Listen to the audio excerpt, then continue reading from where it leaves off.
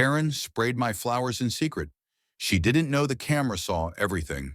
They say a garden is a reflection of the soul. If that's true, mine used to be a place of healing until the night someone tried to destroy it. My name is Liana Brooks. I'm a school counselor recently moved into the quiet suburb of Bellevue Park. It's the kind of neighborhood where lawns are edged with military precision and everyone pretends to be friendlier than they are. I bought the house after losing my husband to cancer. It was supposed to be a fresh start, a new beginning. And for a while it was. I poured my grief into my front yard. Roses, daisies, sweet alyssum, hanging pots of trailing ivy. I brought the whole thing to life. The neighbors called it the Bloom House. Kids stopped by to smell the lavender. Elderly Mr. Haney next door said it reminded him of his late wife's garden. But not everyone was a fan. Her name was Karen Elridge. She lived across the street with her husband and their poodle. At first I thought she was just aloof. Then the comments started. You should really keep your vines off the public sidewalk. Those flowers attract too many bees. It's a hazard for children. This neighborhood has standards, you know. What standards? There was no official HOA, at least not one listed with the county. But that didn't stop Karen from claiming she was president of the Bellevue Community Order Initiative, a title she printed on fake letterheads. I ignored her at first, until the morning I stepped outside and nearly collapsed. My entire flower bed was dead. Every single plant from the delicate pansies to my prized climbing roses was scorched limp and browning at the edges. It didn't make sense. The weather was fine. I hadn't changed the soil. I kneeled down and sniffed the petals. Chemical, not fertilizer, not weed killer. Something stronger. My heart pounded. I looked around. No sign of animals. No kids. Just a quiet Sunday morning. Then I remembered the camera. My cousin had installed a discreet security camera on my porch a few weeks earlier. After a package theft, I never used it for anything serious. But this was serious. I sat at my kitchen table, pulled up the footage, and my breath caught in my throat. 3:12 a.m. A figure crept across my lawn in a long hoodie, clutching a bottle. She walked with short clipped steps like she owned the pavement. Her face turned briefly toward the motion light.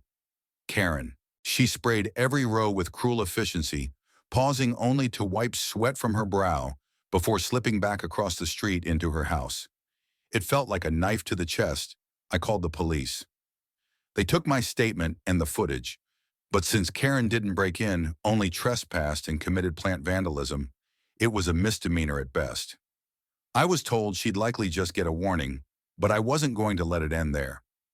I posted the footage in the neighborhood Facebook group, just the clip. No comments, no ranting. The internet did the rest. Within hours, neighbors were in shock. Comments flooded in. Turns out Karen had been policing yards for months, leaving fake violation. Notices snapping pictures of driveways, even threatening to report homes that didn't conform. Someone else uploaded screenshots of her Bellevue Community Order emails. Another neighbor, Jamal, revealed she'd accused his teenage son of loitering suspiciously when he was just fixing his bike. Then came the press. Local news picked up the story. Bellevue woman caught poisoning.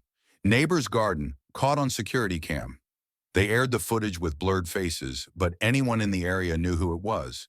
Karen was approached by reporters outside her home. She claimed it was a misunderstanding, that she was concerned about invasive plant species. Nobody bought it. The next morning, her mailbox was stuffed with letters. Not threats, flowers, dead ones. A protest of sorts. My inbox was filled with messages of support. People offered plants, tools, volunteers even showed up to help me replant. But something deeper began to shift. People started questioning everything Karen had ever enforced. Turns out Bellevue Park never had a formal HOA. Karen had made it up years ago. She forged bylaws, printed citations, and collected community contributions from new homeowners, nearly $30,000 over 4 years. We took it all to the town council. I went in with Jamal's mom. Mr. Haney and a young couple Karen had tried to evict over a mural on their garage. The council launched a formal investigation. Karen was issued a cease and desist order and fined for trespassing and misrepresentation. But that wasn't the end. The real twist came when a retired lawyer named Nora, who lived 4 houses down, decided to file a civil suit on behalf of the whole block. Damages, fraud, emotional distress. Nora had receipts, screenshots, witness statements, a signed dues document with Karen's fake letterhead. The case snowballed under pressure. Karen stepped down from all community involvement and deactivated her social media.